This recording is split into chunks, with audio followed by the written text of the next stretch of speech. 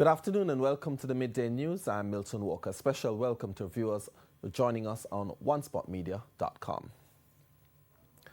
The Jamaica Labour Party candidate for East Portland, Anne-Marie Vaz, has now signed a political code of conduct ahead of the April 4 by-election. Mrs. Vaz was a no-show for the planned signing last week, Monday, March 18.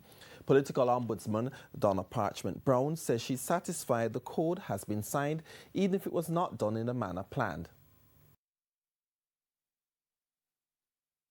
I can confirm that the candidate for the Jamaica Labour Party for Eastern Portland attended on the customs of Portland on Friday morning and signed the code. It was co-signed by the campaign manager, I'm advised Sharon Hay-Webster. So I think that matter is settled. You will realize the signing of the code is not a signing with the other side or with the ombudsman. It's a signing with the people of Eastern Portland.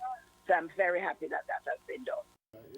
JLP member Sharon Hay-Webster, who represented Mrs.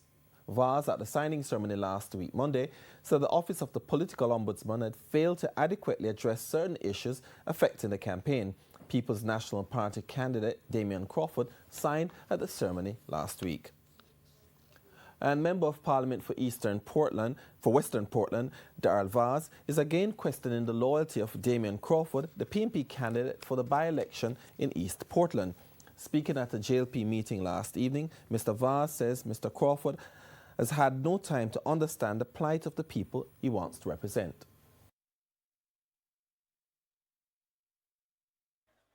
He has had less than 1 month to familiarize himself with the issues of East Portland and to meet the people of East Portland, and most importantly, to learn about East Portland. The Portland Western MP also addressed the personal attacks on Mrs. Vaz. Can vote for somebody that don't know your issues, don't know your community, and most importantly, don't know you.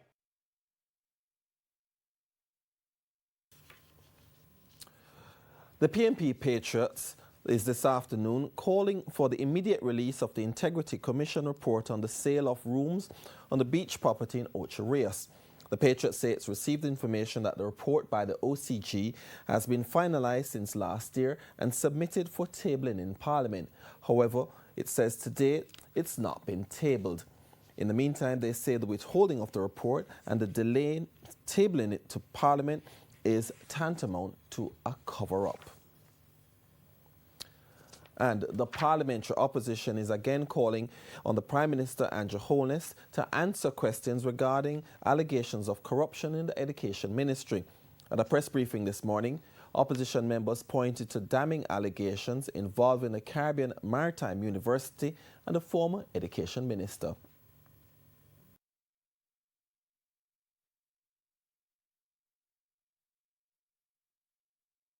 Has the Caribbean Maritime University hosted any birthday or appreciation parties for the former minister, Ruel Reid, or any other senior official of the Ministry of Education between 2017 and now? And if so, what were the costs of these parties and who paid for them?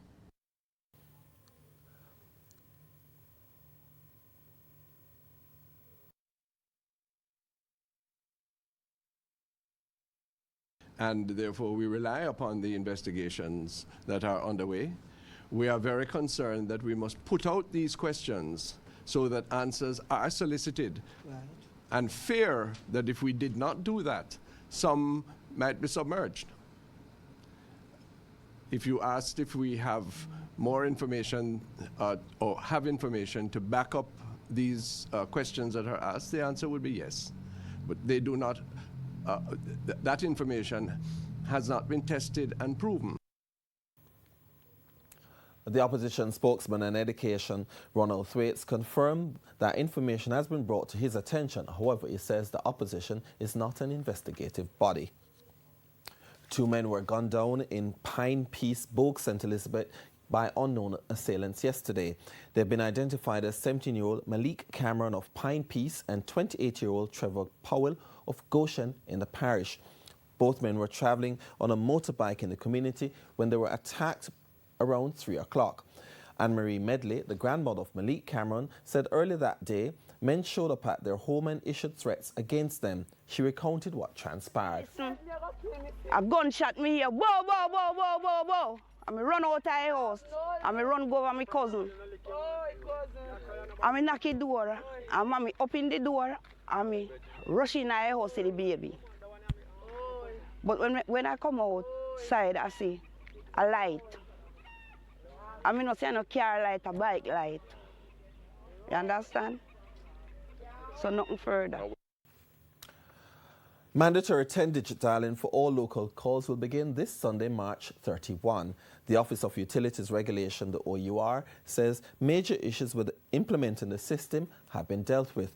This means that as of March 31, if you only dial the 7-digit number, the call will not be completed. The caller will instead hear a message from your telecoms provider. In October, the OUR extended the period of permissive dialing by 5 months to March 30, after service providers and some of their large customers requested an extension. A new area code 658 was implemented in Jamaica on May 30 last year to increase the supply of numbers under the area code 876. The OER says this made it necessary to introduce mandatory 10-digit dialing for all local calls. Minister without portfolio Carl Samudis to brief Prime Minister Andrew Holness today on the state of affairs at the Education Ministry and make recommendations for fixing the issues identified. Mr. Samuda was given oversight of the ministry last week following the sacking of Ruel Reid and the ministry is transferred to the office of the Prime Minister. Mr. Samuda says since then he has had meetings with all heads within the ministry, including those at the Caribbean Maritime University.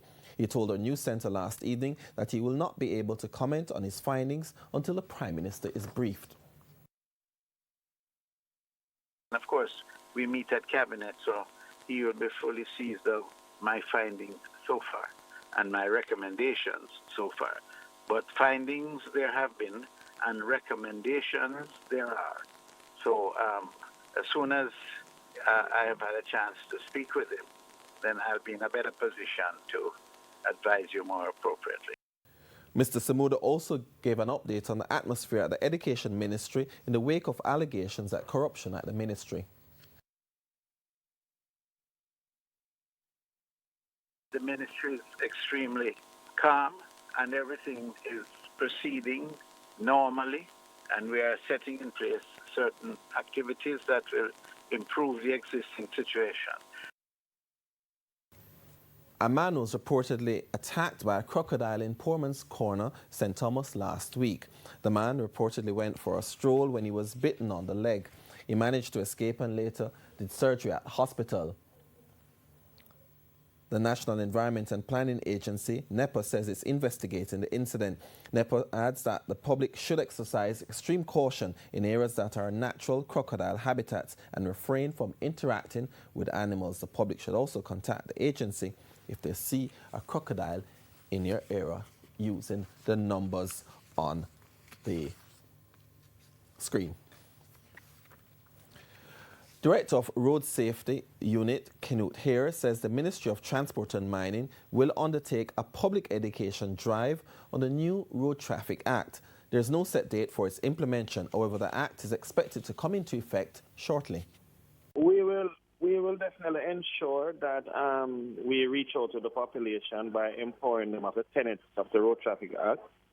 And we have already begun that already, especially within the motorcycle communities of Westmoreland and St. James and St. Elizabeth. We're carrying the message to persons on the ground. So we are empowering our people as it relates to what the components of the new Road Traffic Act is like and how it impacts various categories of road users. Mr. Hare believes that the Act empowers the island Traffic Authority to ensure safety on the roadways and thereby reduce injuries and road fatalities. He outlines the different ways in which the authority will be able to hold motorists accountable. Points, once you reach there, your driver's license will be suspended for 6 months. 14 to 19, your driver's license will be suspended for 1 year. 20 and over, it will be suspended for 2 years. So what motorists need to do is try not to get themselves ticketed by adhering to the rules of the road. Under the new legislation, the functions of the Island Traffic Authority will include development and implementation, among other things. The Traffic Authority will be they will be responsible for the certification of driving instructors and driving schools. So there will be some level of standard governing how persons are trained to operate on it. Another critical component of what the Island Traffic Authority will be doing is the whole issue of the revocation and suspension of driver's license once persons are in breach of the Road Traffic Act. This, he believes, will allow Jamaica to align its road safety operations in accordance with 21st century standards as well as the United Nations best practice for member states. Statistics recently released by the Road Safety Unit reveal that 100 people have died in 90 fatal crashes since January 1. In sports, Dave Cameron's 6-year reign at the helm of West Indies cricket has come to an end. He was beaten 8-4 by challenger and former West Indies team manager Ricky Skerritt at Cricket West Indies annual general meeting and elections held at the Jamaica Pegasus Hotel yesterday. Indications heading into Sunday's eagerly anticipated elections were that the proceedings would have ended in a 6-all deadlock, with Barbados, Guyana and the Windward Islands declaring public support for Cameron and his Vice President Emmanuel Nanton, while Trinidad and Tobago and the Leeward Islands publicly backed Skerritt and Dr. Shallow. The Jamaica Cricket Association kept things quiet until it emerged on Friday that they would be supporting Skerritt and Dr. Shallow. After 4 hours of housekeeping matters, it was time for the crucial voting exercise, and the 2 presidential candidates and their vice presidents were asked to exit the room.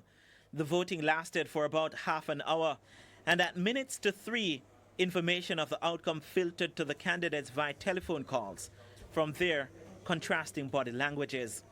It was later announced that the former team manager created a massive upset in unseating the incumbent president by 8 votes to 4, which means that 2 of Cameron's promised supporters went in the opposite direction.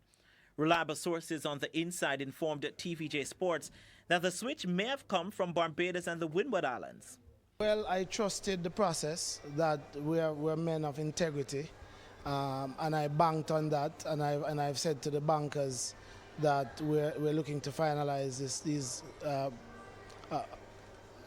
financing arrangements with, that we're a group of, on integrity.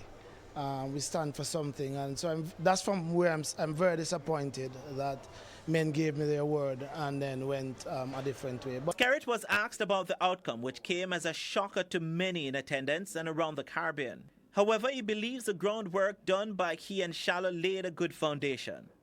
But in this business, we have learned that individuals, even those individuals who may have what you call a mandate, if the message resonates and if they feel strongly enough about issues, they will actually go against the mandate. And that was the basis on which we started our campaign, knowing that we could build our voting base by being consistent with good ideas, reaching out with a positive campaign that can touch the cricket hearts of the region. Meanwhile, the newly elected president is already looking ahead to his first order of business. And there is a report which was submitted to the outgoing president, which was really a review of the Patterson report and several others to try to see which recommendations had actually been implemented and which ones hadn't. It's not as if these reports were totally ignored. But what we have to do now is go back, dust off that 2017 report, which is the most recent summary, and use it as a starting point to see which of the governance changes are still relevant and which ones we can implement as quickly as possible. Skerritt's Vice President, Dr. Kishore Shallow, also prevailed 8-4 over Emmanuel Nanton in the race for that position. Skerritt and Shallow will serve for 2 years. Renata Brown for TVJ Sports. And that's the Midday News. I'm Milton Walker. Join us again at 7 for primetime news on behalf of the news, sports and production teams. Good afternoon.